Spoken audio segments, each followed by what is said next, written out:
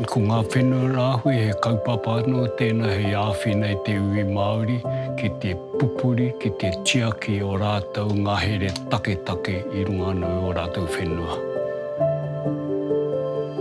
Paihamu, me ngā puaka, me ngā tia, e kai ana i te ngahere, kare i roa, kare ngā rākau e tipu ai.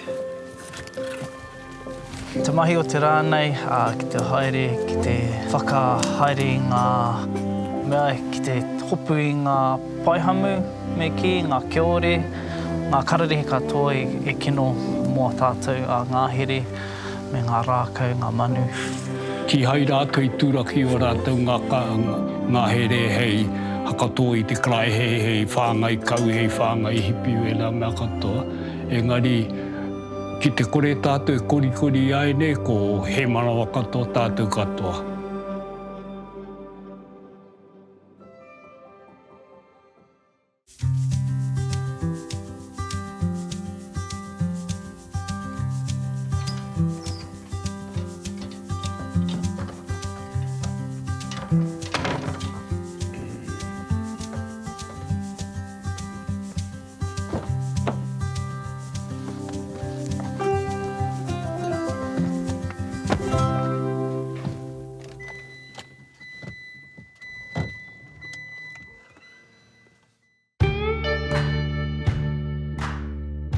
Ngari e Mitsubishi, i hoko nei mai te waka pēne e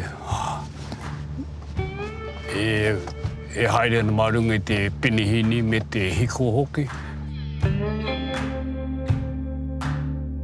I tōku tūranga hiro te kōchi tai ao, he kaikomihana mo te kōchi tai ao maharau, me he mea hihi ana kia tūturu tō mahi, me hi koe te kōrero. Kau e kōrero noi ho engari, me mahi e te koe te tau kaha katohi kia puta ake ana e pai ngana mo te tai ao.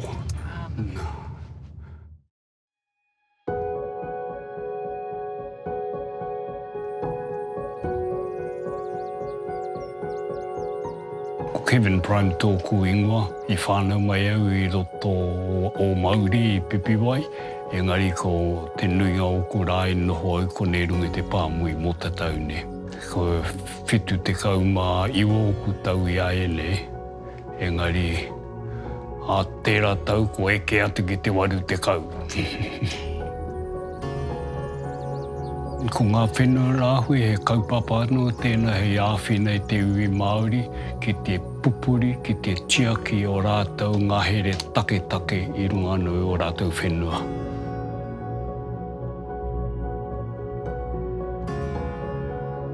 I timata mai tēnei kaupapa i roto i ngā tau waru te kaupuana, e whakaroke ana ngā iwi o te kapota i roto o Waikare ki te hoko i rātou whenua he utu i ngā rēti. Tā i ka āhua aroha atua te tūmuaki o te tari Māori a Tame Parare.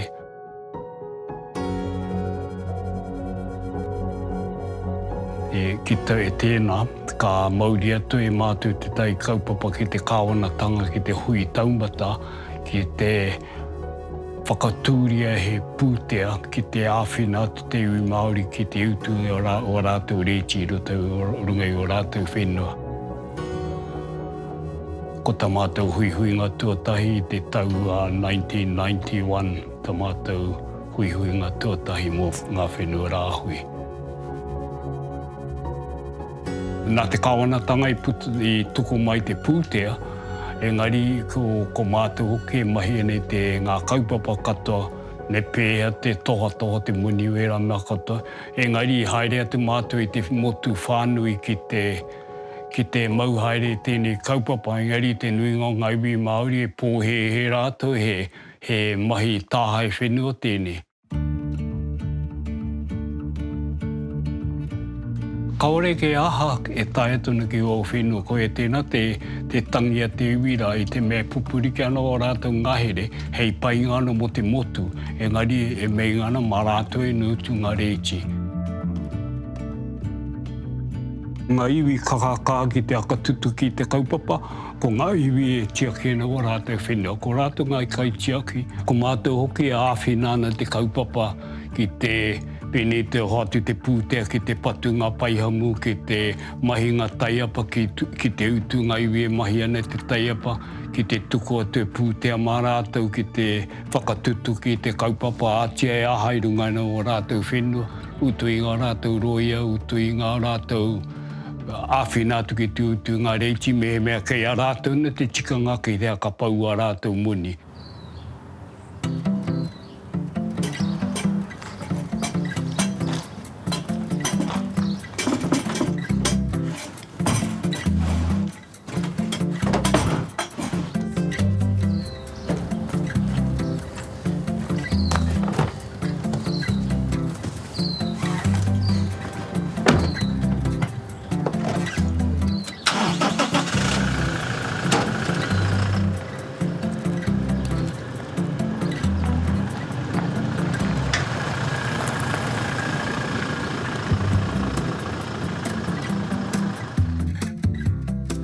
He honore, he kororea ki te atua, he maunga rongo ki te whenua, he whakaaro pai ki ngā tāngata katoa.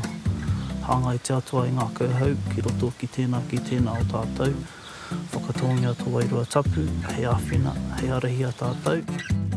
A tēnei te inoi, i rungi te ingoa te matua, te tame tō wairua tapu. Ake. Āmene. Amen. Te mahi o te rānei, ki te haere, ki te whakahaere i ngā mea, ki te hopu i ngā paihamu me ki, ngā kiore, ngā kararehe katoa e kino mua tātou a ngā here, me ngā rākau, ngā manu, hei whakaora ai i te ngā here, me ngā tamariki o tāne mahuta. Tuatahi, tērā mea i roto i te pauaka, ka purua he heki, ētahi wā.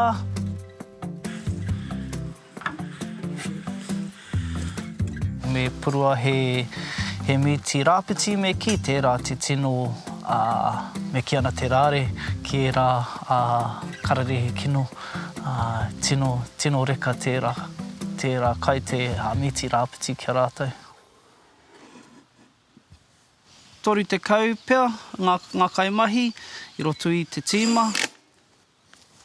Kei ngā pito katoa o Aotearoa me ki e mahi ana rātou, o rātou kai ngā wāhi mahi me ki, timata mai te tai tokerau ki Kerikeri, taino atu ki Whāngarei, o Potiki, ki Turanganui Ākiwa, me here taunga tūrangi hoki Pōneke, taino atu ki te Waipounamu ki roto i Otupoti. Te mea tino me ki tapu ki tēnei kaupapa o ngā whenua rāhui. Ko te tiaki, ko te manaaki, tautoko hoki o tātou tangata Māori.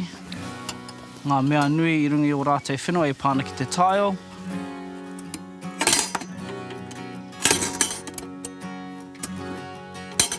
Te kaupapa tino nui, mō ngā tangata Māori i hainatia ki runga i tēnei kaupapa o ngā whenua rāhui.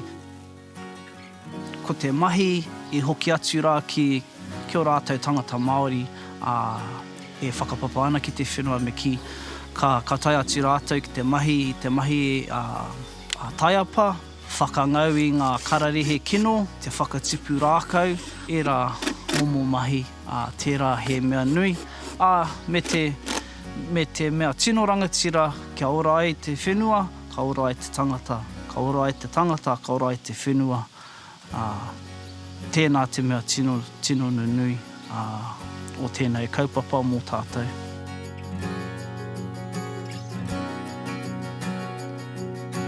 O ngā wāhi, o ngā whenua i raro i tēnei kaupapa te kawanata, tatania ki te ruarau iwa te kau mā whā, no ngā tōpito katoa o Aotearoa, taino atu ki Rekohu Whare Kauri, i raro i te kaupapa kawanata te tiaki, te manaaki whenua. tētahi o ngā mea e tino pirangi te karauna, ngā tangata katoa o Aotearoa. He huarahi mai te tau 2050. He kaore i etahi paihamu, kia ore, i runga i tō tātou nei whenua tipuna o Aotearoa. Ngā pukinga o tātou tangata Māori, me ngā mahi e pāna ki rungi o rātou whenua. Ko te tuatahi, ko te honongatanga ki te whenua ne, ki te wānui a tāne. Ki etahi, kua ngaro haere, e rā momo tikanga kawa. Ahakoa, ko tērā te mea tuatahi mo etahi ki te whakahonohonotanga ki o rātou whenua. Ngā mea e pāna ki te tāo, pērā ki ngā manu, pērā ki ngā rākau tipuna, ki ngā ika, i roto i ngā awa wai Māori. Ērā ngā mea tino e pāna ki o rātou honongatanga ki o rātou whenua.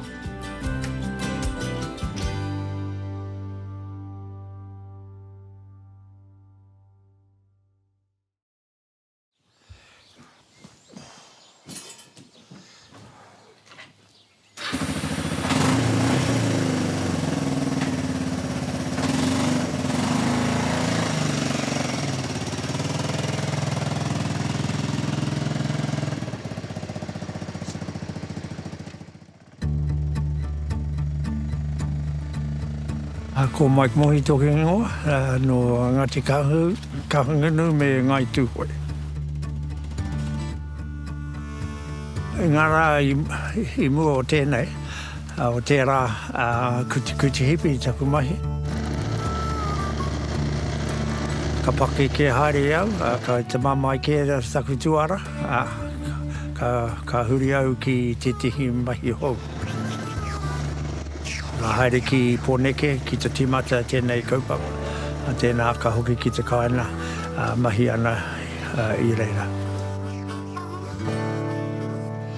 He kaupapa no te krauna ki te awhina mai te iwi Māori kia mau ai ki o rātou ngāhere repo me rātu mea o te taiao.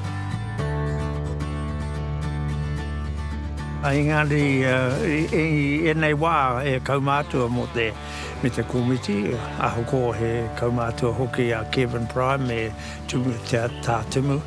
Engari, kua haere au ki te awhina ngā kaimahi, ngā kaitakawainga mo ngā me pāna ki runga i te kaupapa.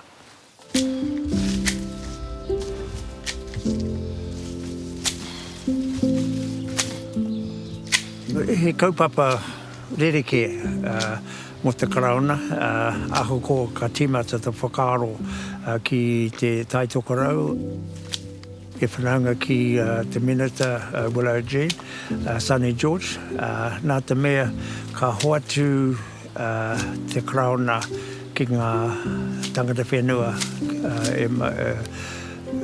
kia patu, kia utu ngā reti. Ko nā te take ka timata tēnei. Ka ngaro haere te whenua o te tangata whenua, me nā kāre rātou e utu ngā reti.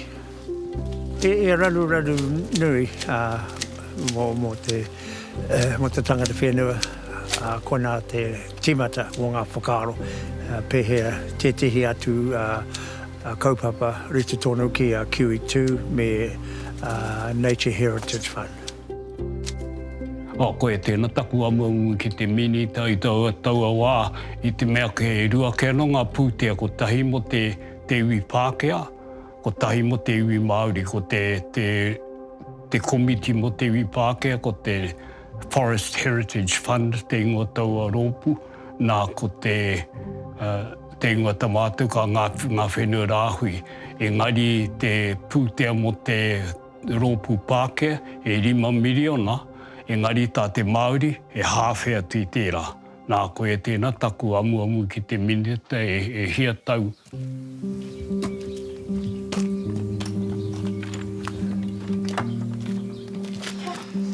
Ngā whenua rāhui play a really big role in helping mana whenua, whānau hapu, to maintain their manu motuhake over their taiao, over their whenua, and over their own mana in regards to the protection of their native ngahere.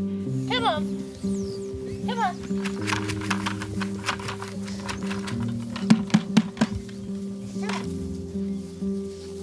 I guess the stigma around Māori land, often described as underdeveloped, non-productive, I always smile about that because to me it's about a lens. Whose lens? Who's making the judgment call? Some people perhaps think that some of that mana may have been diminished for some reason, with terms like underdeveloped, unused. But the reality is, we never gave up, ever, our manu motuhake over our places. We talked about Māori have got about 1 million acres, hectares that's known through LINZ, and we've got approximately 200,000 hectares covered. So we've got plenty of work to do, what you're saying. Because, for what we get and for what we do is actually a pittance in reality. And that's not moaning again, that's reality. If they want to really get the next 75,000 hectares under protection, and protection, not only legal protection, but to be able to get rid of the pests on those lands, it actually has to be funded.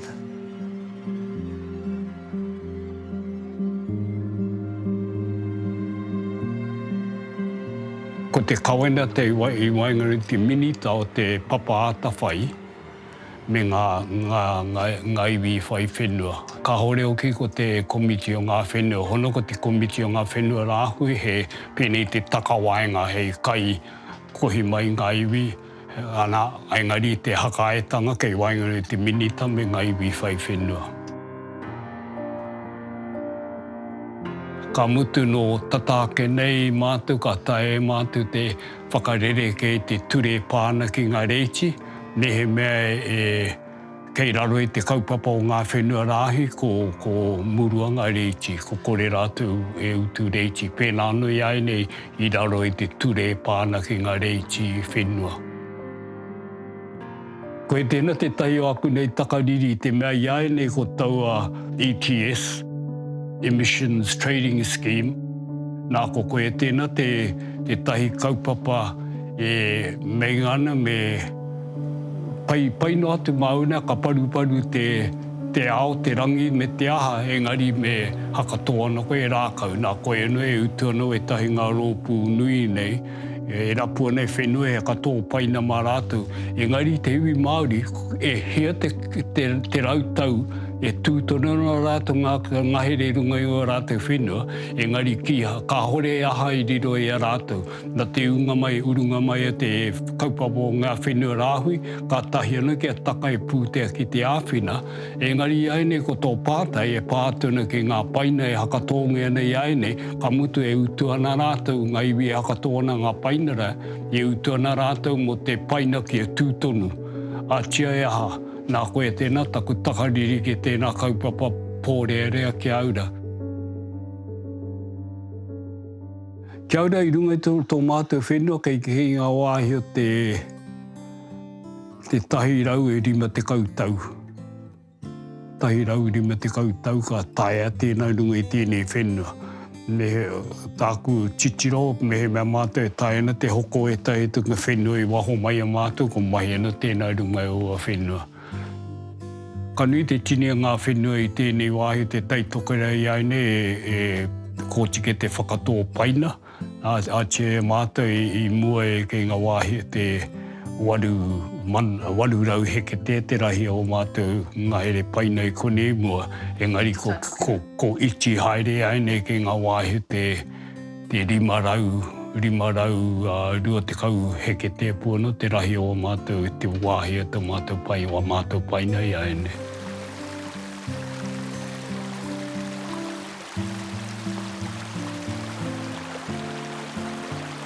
E kororo tūturu ana tēnā na te iwi Māori, te tiaki koe te whenua, ko tiaki te whenua i a koe. E te tiaki koe o wai, ko tiaki ana te wai i a koe. Mai rāno he kaupapa Māori ano tēnā, me he mea tātou e hakauru atu ki roto i ngā take pāke, ngā kaupapa pāke, ko taua mea rāno. Mai rāno ko te Māori e mōhina tēnei ma te koe no te nuinganga Māori e pupuri tono no o rātou whenua, o rātou ngahere take unga o rātou whenua. Koe ana te wāhi e toi tono o rātou, tihai rātou i tūraki o rātou ngahere hei hakato i te krai hei whāngai kau, hei whāngai hipi e nā mea katoa. Engari, ki te kore tātou e kori aine, ko he manawa katoa tātou katoa. E tohu tēnā.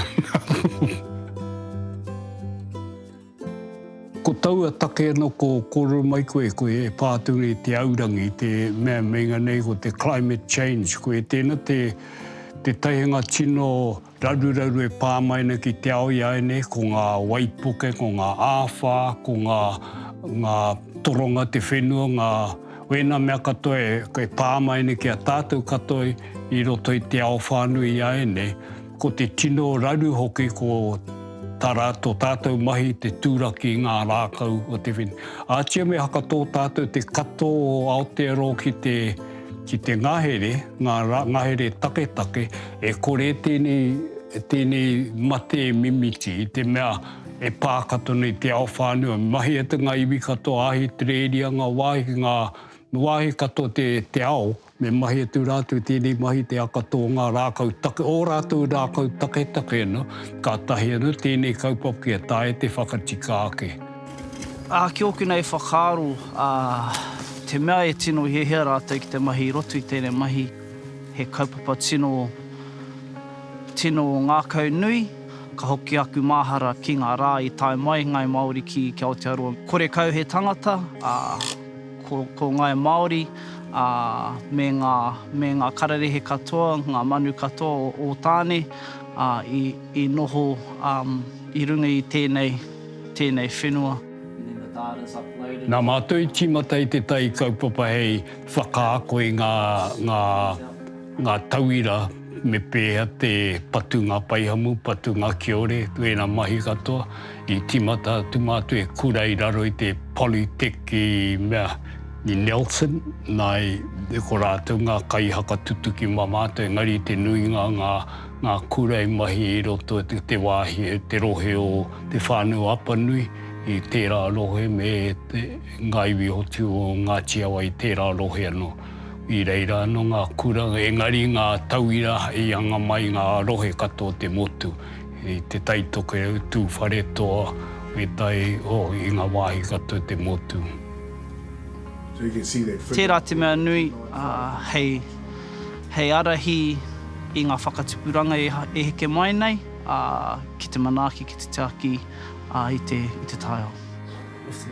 Pēki ngā mahi me ki ana mō o tātou kaimahi, ki te manaaki e rā hikitea ne he nui te mahi mō tātou. Ahakoa he mahi tino ngā kaumaha ki me ki.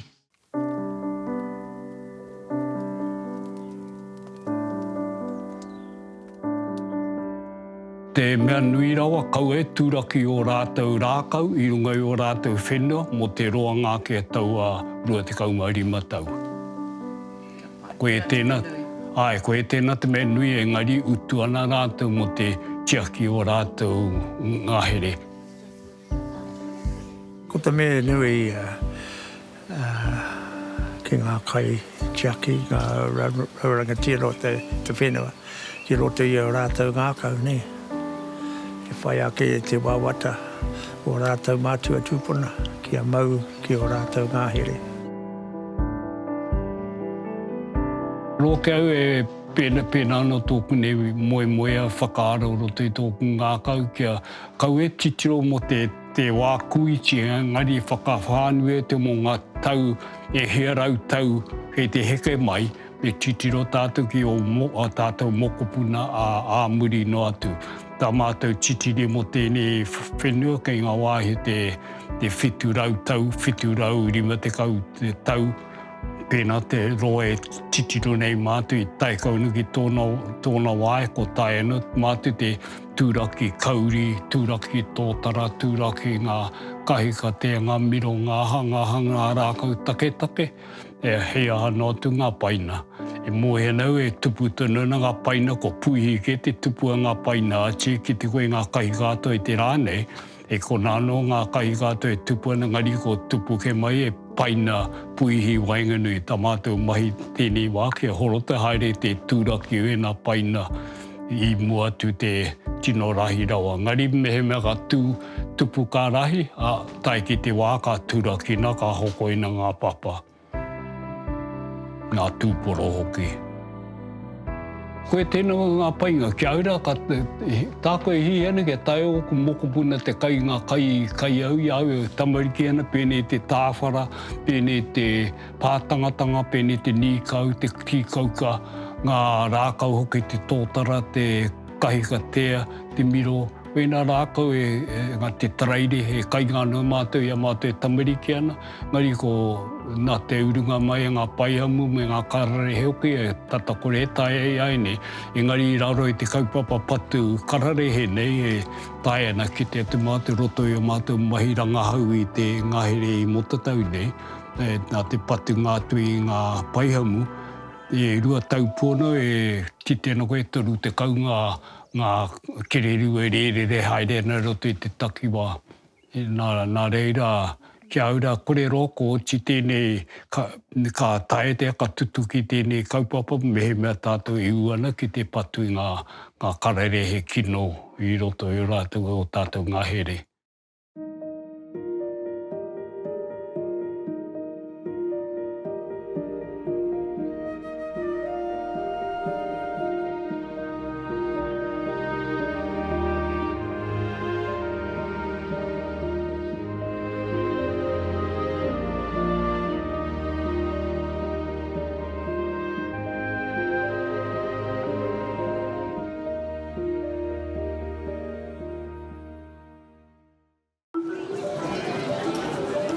Ko te mahia te tikau mārua, ko te kimi, ko te rangahau i ngā whakaaro o roto anō rā i ngō rātou nā iwi ka haria mai rā ki runga ki ngā hui a te Māori. E hake i te mea ko ngā hui a te kingitanga koiana, ke engari ko ngā hui a te Māori. Kia kaue o kāro ake kai a Waikato, kai a Tainui, te kingitanga. Engari, ko pōtatau te oera koe te ariki o Waikato o Tainui, engari, koe oki ai kingi mo te moti. Nā reire, e o ka mārama me te mātou no, ko tōna tūranga e mea pai ere i a tātou. Te mea nui, kia mārama te kaumāru ai tana kaupapa. Ka rea kaupapa ke autu i te taituara mo te kaupapa o te kingitanga.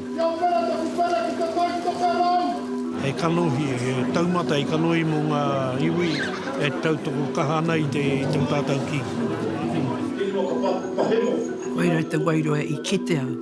Me taku whakapono ki te whakaaro a te kingitanga, ki te whakakotahi. Te aomori. Tēnā koutou i ngā iwi o te motu.